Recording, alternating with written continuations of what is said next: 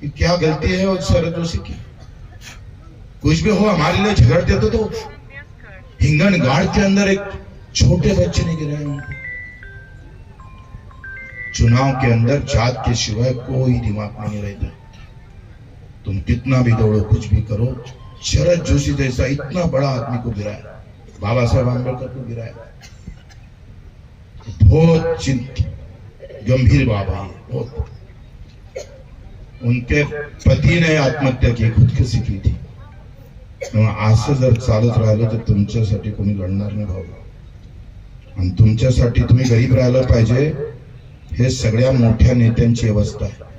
मी हिंगोलीच्या एका मित्राकडे गेलो, तिथे भांडे घासणारी एक बाई होती। त्या भांडे घासणाऱ्या बाईला विचारलंय, तू कुठून आली? ती म्हणे, मी बाजूच्या शेता गावातून आली, 3 किलोमीटरवर।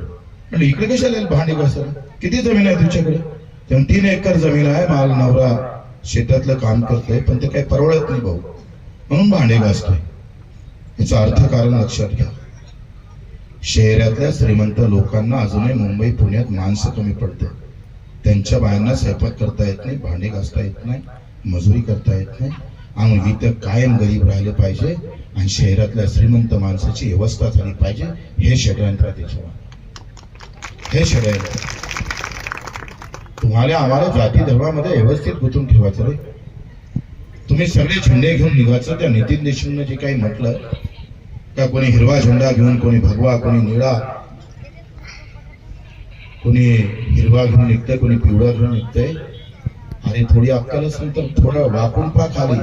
तो झेंडा निघतो ना, त्याचा जो कापड असतो ना, तुम्हाला बाप शेतकरी पिकवतो, लक्षात ठेवा। तुम्हाला बाप शेतकरी पिकवतो। तुम्ही काय झेंडे दाखवतोय आम्हाला? ही लढाई आमच्या अर्थवेदाची आहे। माझ्या